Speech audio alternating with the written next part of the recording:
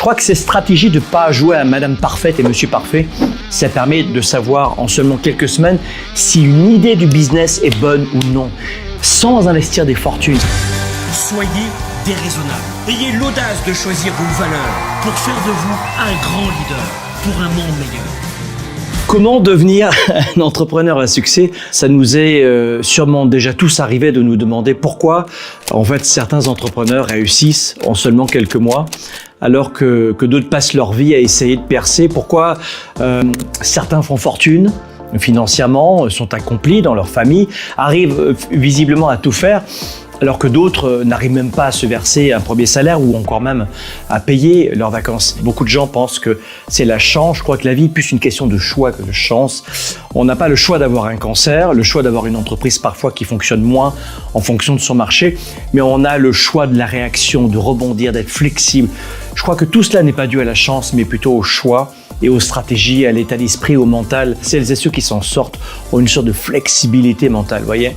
Presque tous les entrepreneurs superstars ont réussi en suivant à la lettre plusieurs principes. En 2011, il y a un livre qui a révolutionné la manière de faire du business, ça s'appelait The Lean Startup. Et c'était la première entreprise de l'auteur Rick Rice. Ça fut d'ailleurs un total désastre. Et après des mois et des mois à créer le produit parfait et des dizaines de milliers de dollars investis, eh bien, ils se sont rendus compte que ce produit ne répondait absolument pas du tout aux attentes des consommateurs. Et presque personne n'en voulait. Et pour sa deuxième entreprise, l'auteur a adopté, il raconte très bien dans son livre, je vous recommande d'ailleurs de le lire, mais a adopté une stratégie complètement différente. Et tout a changé. En fait, qu'est-ce qu'il a fait? C'est au lieu d'essayer de créer un produit parfait dès le départ, il allait simplement vendre un produit passable. Et c'est un truc de fou parce que, notamment en Europe, le jeu c'est Madame et Monsieur Parfait, quoi. Je veux être parfait, je veux être rejeté par personne, plaire à tout le monde, ne pas faire de vagues et être parfait ou parfaite. Et ça c'est génial parce que on voit que de l'autre côté de l'Atlantique, Canada, États-Unis, il y a une tendance qui est complètement aux antipodes. C'est qu'on fait limite du bootstrapping, on lance et on verra bien. Lui, ce qu'il explique dans ce livre, et c'est super, je trouve, c'est qu'il a fait le minimum syndical finalement. L'objectif étant d'améliorer le produit au fur et à mesure grâce au retour des clients. Mais il faut se lancer. Il faut passer à l'action. Et aujourd'hui, cette stratégie est utilisée massivement dans le monde, notamment des startups. Mais c'était pas le cas même au début des années 2000. Je crois que ces stratégies de pas jouer à Madame Parfaite et Monsieur Parfait, ça permet de savoir en seulement quelques semaines si une idée du business est bonne ou non, sans investir des fortunes, sans perdre du temps. Et c'est cette stratégie que je crois que les entrepreneurs aujourd'hui, à notre époque encore plus, devraient appliquer dans leur business, petite ou grande entreprise. Tu vois? Et beaucoup d'entrepreneurs attendent d'être à 110% prêts avant de se lancer. Hein. Je crois pas. Je crois que tout doit être parfait, doit être abandonné surtout. Que ce soit le bon moment ou pas le bon moment, il faut se lancer. Quand on a l'état d'esprit de je veux attendre le bon moment se pointera jamais.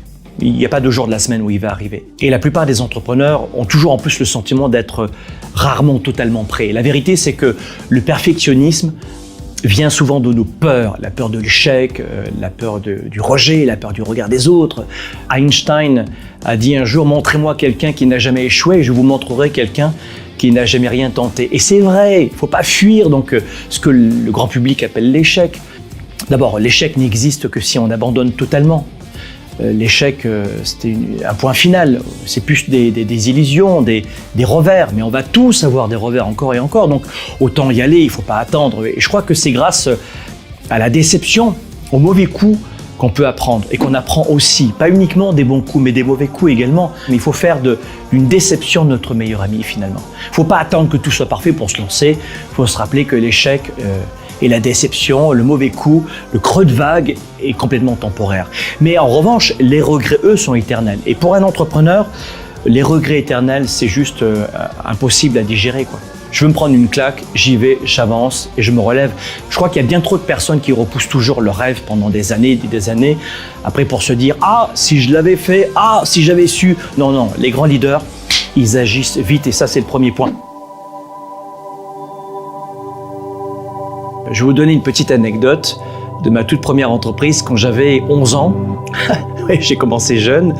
À l'époque, je me rappelle, je passais des petites annonces pour débarrasser les gens, en fait, de leurs objets. Et ensuite, aller les vendre sur les marchés aux puces à Avignon, dans le sud-est de la France. Quasiment au bout d'un an, je gagnais l'équivalent du SMIC français en francs français dans ma ville.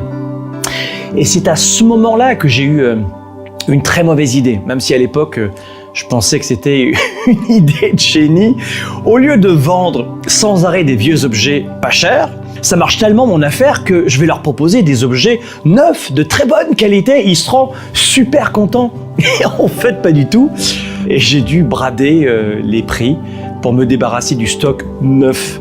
Et la raison était simple, c'est que les gens vont sur un marché aux puces, une brocante, pour chercher des objets anciens et pas du tout neufs. Et cet échec a été en fait une véritable claque pour moi, gamin. Mais ça m'a appris surtout la leçon capitale. L'important en affaires, l'important en business, ce n'est pas ce que l'entrepreneur veut, c'est la tendance du marché, ce sont les clients qui choisissent. Ce n'est pas ce que moi je veux, mais ce que mes clients veulent. C'est pas la meilleure idée du monde qui va nous permettre de réussir. C'est la meilleure réponse à une demande du marché. Donc la meilleure idée ne vaut rien si personne s'y intéresse. Vous allez vous prendre un mur si vous ne comprenez pas le principe que c'est pas nous qui décidons, mais la demande du marché.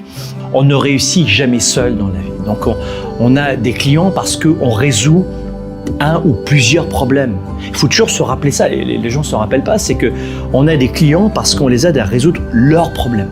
Et plus ce problème sera douloureux, plus ils seront prêts à vous payer cher pour résoudre ce problème. Donc, vous devez constamment vous demander comment je peux aider davantage mes clients. En tant qu'entrepreneur, notre cerveau doit devenir un radar à problème. Et c'est à ce moment-là que l'on va voir et que l'on voit apparaître des opportunités partout autour de nous.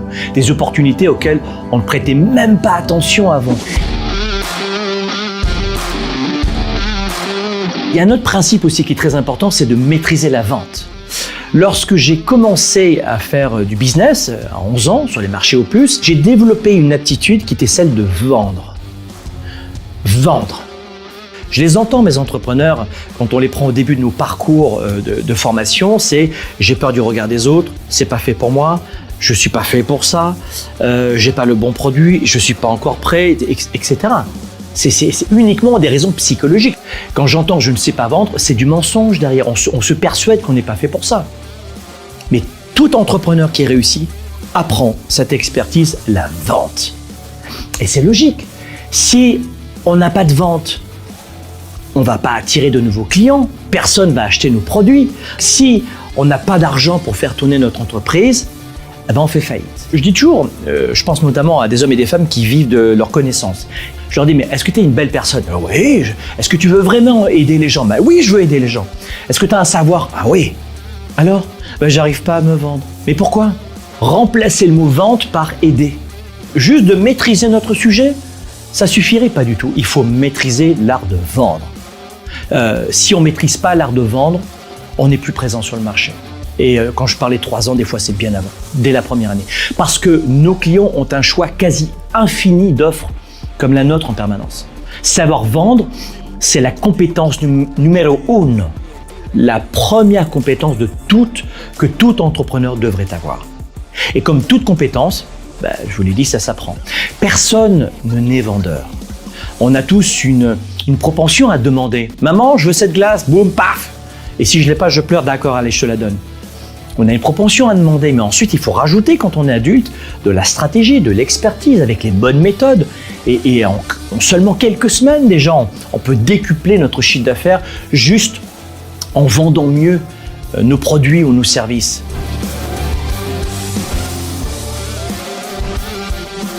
Voilà, j'espère que ce nouveau temps fort vous a gorgé d'énergie et a déclenché des tonnes d'étincelles pour vous inspirer justement à passer à l'action dans votre business, dans votre activité. Mais avant de partir, j'ai un livret digital que je souhaite vous offrir. Ça va vous accompagner, vous aider, notamment dans le développement et la croissance de votre activité. J'utilise notamment ce livret moi-même tous les jours dans mes entreprises. On l'a intitulé tout simplement 25 questions stratégiques pour développer votre entreprise. Vous savez, votre capacité à penser, à planifier et à agir de manière stratégique va affecter vos ventes et la rentabilité de votre activité plus que toute autre chose que vous ferez. Une idée égale de l'or pour un entrepreneur. Et très souvent, un seul changement, ça peut entraîner une différence majeure dans vos résultats. Et ça, vous le savez. Justement, ce livret digital que je vous offre maintenant va vous aider à faire la clarté sur ce que vous devez faire dans une heure, dans un mois, dans un an, plus de vision. Pour l'obtenir gratuitement, dès maintenant, c'est simple, cliquez sur le lien.